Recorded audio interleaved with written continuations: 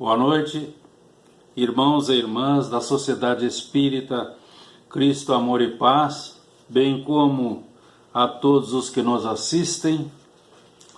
Agradecidos ao Criador por todas as bênçãos recebidas, solicitamos aos benfeitores espirituais nos amparem e auxiliem na compreensão do tema da noite, que versará sobre a finalidade da infância. Os amigos espirituais nos informam que a vida é uma vibração imensa que enche o universo e cujo foco está em Deus, que vitaliza e sustenta a tudo numa sinfonia de amor e luz, misericordiosamente elaborada a nos esperar.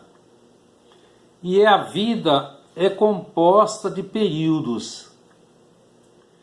Nós temos na Terra o reencarne, o feto, a infância, o período da adolescência, da maturidade, a melhor idade e o desencarne, completando o ciclo. Nessa oportunidade, lançaremos um olhar sobre a infância na visão espírita. E encontramos informações de que é um estado especial do espírito reencarnado, porque ele prepara-se para a viagem na Terra. O amigo espiritual Emmanuel vai nos informar, recuando um pouco do nosso tema, que quando o espírito atinge a pátria espiritual, depois do desencarne, constatando que as depurações necessárias da etapa anterior não foram plenamente executadas, começa a ter sentimentos indefiníveis no inconsciente profundo ou passado.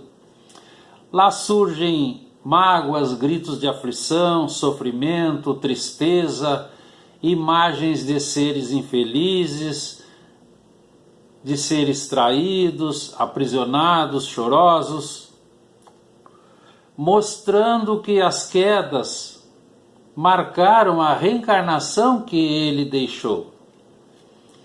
Compreende que erros e fugas ao dever gritam dentro dele, pedindo reparações justas. Começa então a aumentar os remorsos, o arrependimento, por ter perdido a oportunidade anterior. Existem dívidas, débitos a resgatar. São as dívidas morais. Porque a consciência não deixa no esquecimento as faltas cometidas. Então ele solicita nova reencarnação. Agora com as provas de que precisa para quitar-se e redimir-se perante a lei do amor. Novamente ele recebe o refúgio do lar por misericórdia divina para a necessária restauração, coisa que não aconteceria se estivessem todos no mundo espiritual, pela diferença de vibrações e intenções. Então essa sensação de desconforto, essa dor moral que ele sofre, é o arrependimento, que os amigos espirituais nos dizem é o prelúdio do perdão e o início da minoração dos sofrimentos, mas o passado deve ser resgatado. É o despertar da responsabilidade. Agora deve ter outras atitudes. Então ele parte para a reparação, o pedido. É um princípio de rigorosa justiça, verdadeira lei de reabilitação moral do espírito, aquilo que Allan Kardec nos apresenta a reencarnação. Por isso é que Jesus dizia, a cada um segundo as suas obras. E então encontramos os passos para todas as nossas oportunidades. Primeiro, remorso. Segundo, arrependimento. Terceiro, nova chance para refazer o mal feito. Então, após anos de meditações e preces, o espírito ocupará um corpo físico em preparo na família necessária ao seu burilamento moral. Observemos, família necessária. E o seu procedimento nessa família escolhida vai depender da sua persistência nas boas resoluções que tomou. Será amigo ou não daqueles entre os quais pediu para viver. Então, ao aproximar-se a reencarnação, os construtores da vida levam o candidato à reencarnação, digamos assim, a hospitais. E ele entra em perturbação e perde pouco a pouco a consciência de si mesmo, ficando por certo tempo numa espécie de sono, durante o qual todas as suas faculdades permanecem em estado de latência. É necessário esse estado de transição para que o espírito tenha um novo ponto de partida e para que ele esqueça em sua nova existência tudo o que a possa dificultar, e também porque pela miniaturização do seu corpo perispiritual ele não terá condições de lembrar-se. A partir do nascimento, as ideias tomam então impulso à medida que o corpo físico se desenvolve. Então, ao reencarnar nesse novo corpo, ele começa a reencontrar credores, cúmplices, perseguidores, adversários, na forma de parentes e companheiros, para o resgate daquelas velhas contas morais.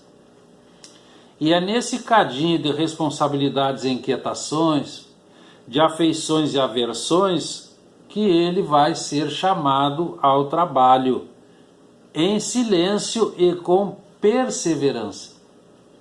E por mais difícil pareça esse trabalho, ele deve abraçar nele a escola do reajuste, onde ele estará se redimindo.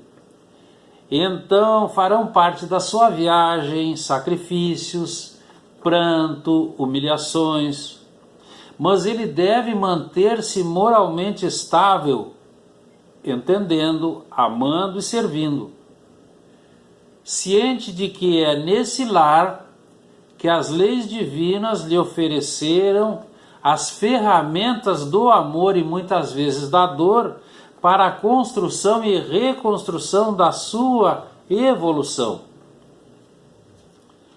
Então recomeça essa nova etapa trazendo suas seculares experiências com características individuais próprias, momentaneamente adormecidas, espécie de amnésia temporária no espírito, justamente para que ele tenha essa oportunidade de recomeçar a experiência.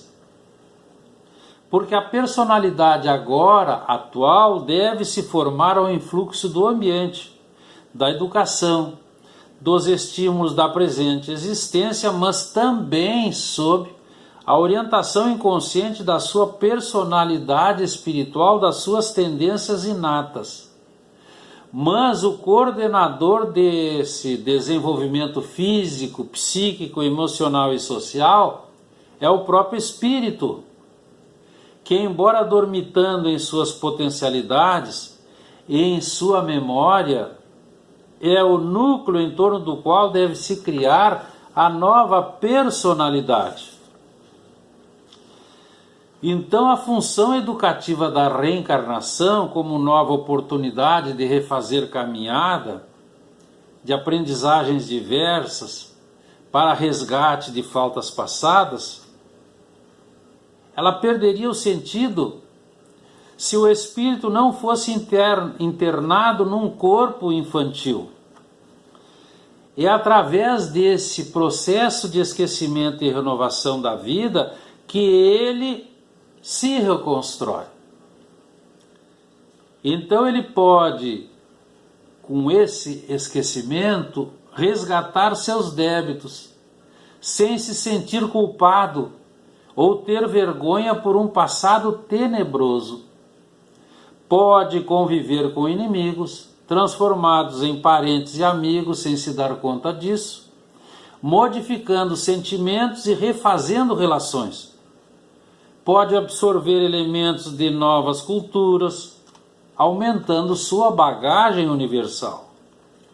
Mas a principal finalidade de o espírito renascer criança é ser educado novamente. Por isso passa pelo estado de infância. As impressões positivas que recebe nessa fase podem ser determinantes em sua existência atual e até em próximas reencarnações. Então começamos a compreender: cada espírito renasce no grupo onde mais necessita aprimorar-se, trabalhando com os sentimentos estimulados pela esperança, vencendo as dificuldades ou os desafios encontrados, preparando-se para a sociedade que o espera, desejando agora acertar e ser feliz, desculpando sempre as ingratidões, compreendendo que a família nem sempre é feliz ou harmônica, porque faltam os instrumentos da paz, que cada grupo composto por cada membro desconsiderou em outra oportunidade e que por isso agora retornam todos em carência. Então nós retornamos nos grupos que nos serão mais úteis do que naqueles grupos que nos proporcionariam mais alegrias, porque existem dívidas de amor a resgatar. Então é uma reunião de serviço espiritual, porque nós estamos burilando sentimentos para a eternidade. E a lei do amor, a misericórdia de Deus, então nos reúne nas famílias, sob o amparo e a expectativa de vitória dos construtores da vida num maravilhoso reencontro. E por isso nós temos as crianças, por isso nós já fomos crianças, símbolo de simplicidade natural, de espontaneidade, de franqueza, de obediência. Mas o espírito é sempre espírito. Passa pela infância trazendo na sua intimidade as boas ou más tendências de outras etapas reencarnatórias. É um tempo de repouso do espírito. Segundo Emmanuel, ele nos apresenta os 3.000 dias. Após os 7 anos, mudam e apresentam-se como são. Exatamente por causa do estado de semi-inconsciência do espírito encarnado num corpo infantil, as suas barreiras de defesa psíquica estão neutralizadas. Ele está mais receptível, está mais maleável, mais favorável a todas as influências. Se lhe forem dados bons estímulos, sua assimilação poderá ajudá-lo imensamente em seu progresso espiritual. Os amigos espirituais nos informam: a infância em mundos como a Terra são os períodos mais longos, pois os espíritos precisam desse largo período de esquecimento e reeducação. Então todos precisam enfrentar essa tarefa com responsabilidade, com carinho, com paciência, com amor, porque tudo é sábio nos projetos divinos. Quando os pais recebem nos braços o corpo recém-reencarnado do filho, tudo se modifica. É um ser imortal, um filho de Deus que já andou pela terra várias vezes em corpos diversos, que traz experiências, que tem virtudes, que tem defeitos, que tudo está conquistado e registrado, e que vem acompanhado de um programa a ser executado.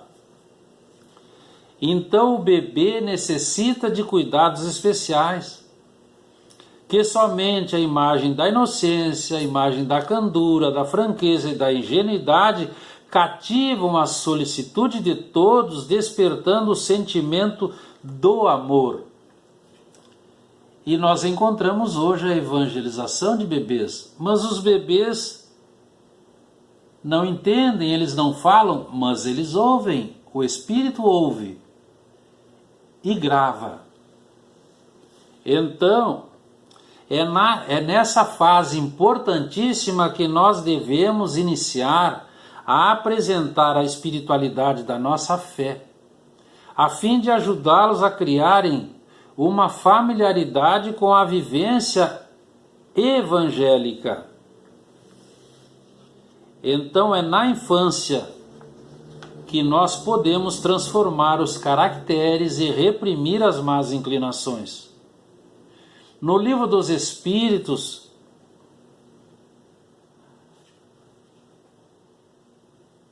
os codificadores, os espíritos da codificação responderam a Kardec na questão 385.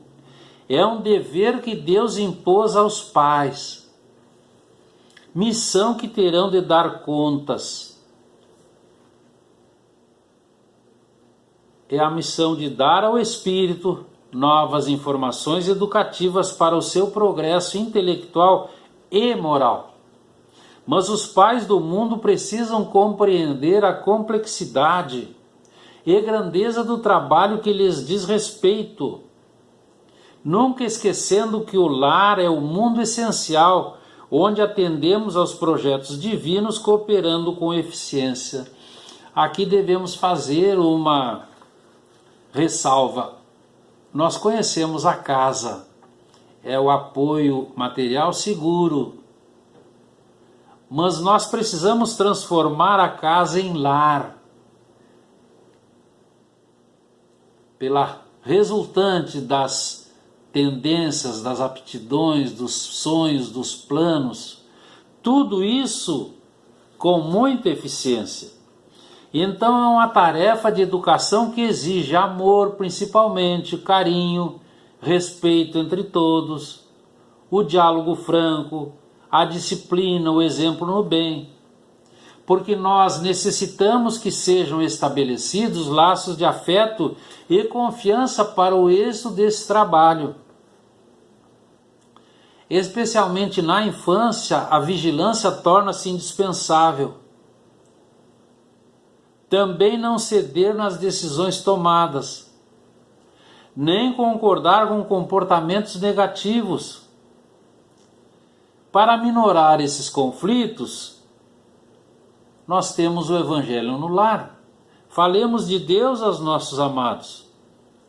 Nós precisamos observar as suas necessidades, principalmente saber ouvir,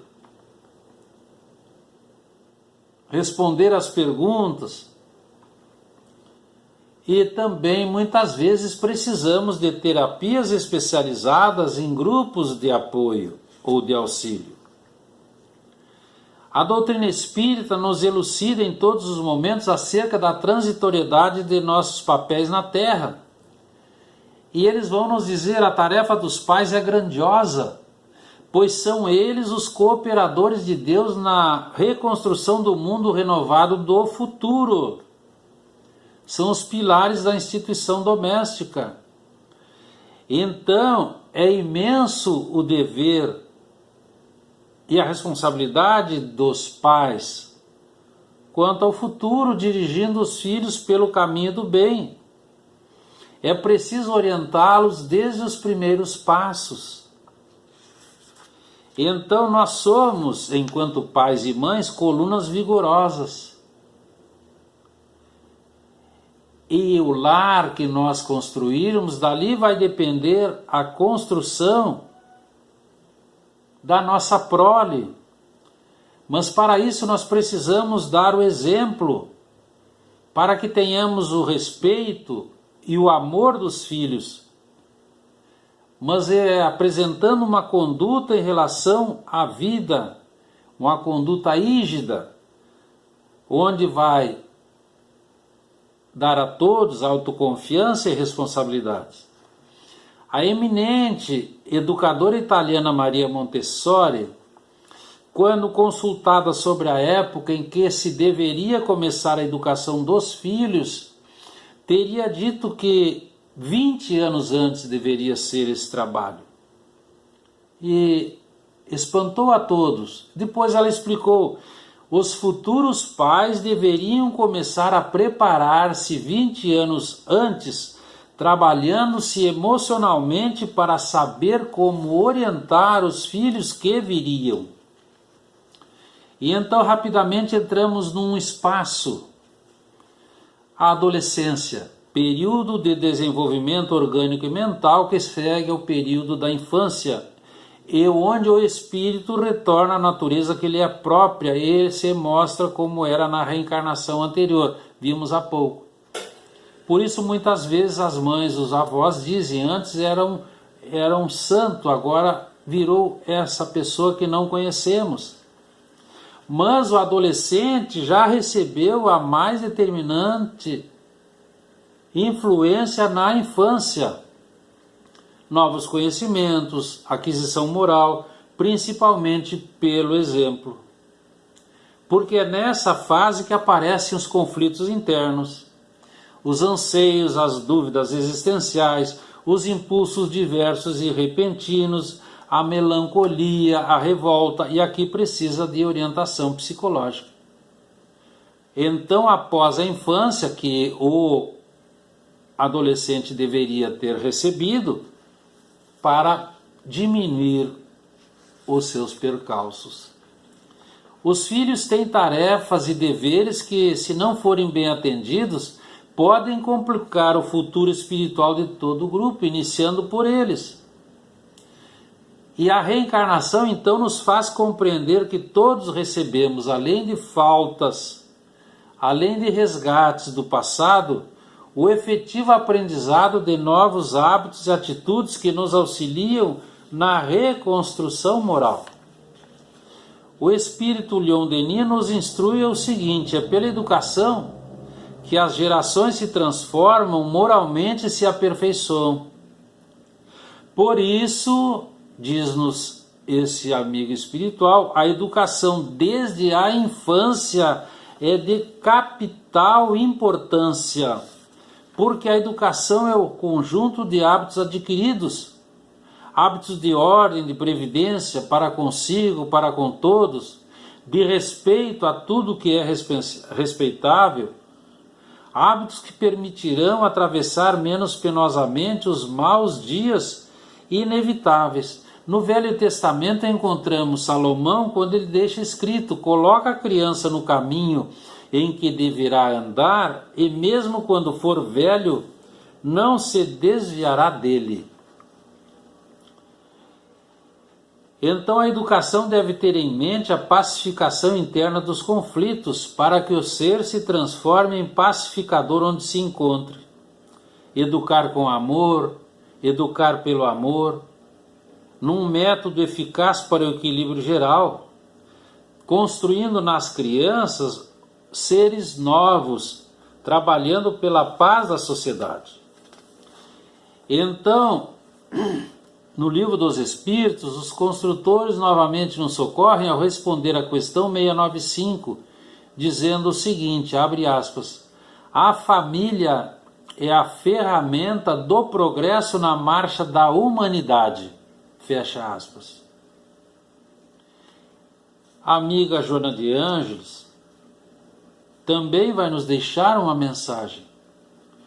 o destino da sociedade está indissoluvelmente ligado ao destino da família, pois é a família que constitui a base, o alicerce onde se inicia a experiência da fraternidade universal.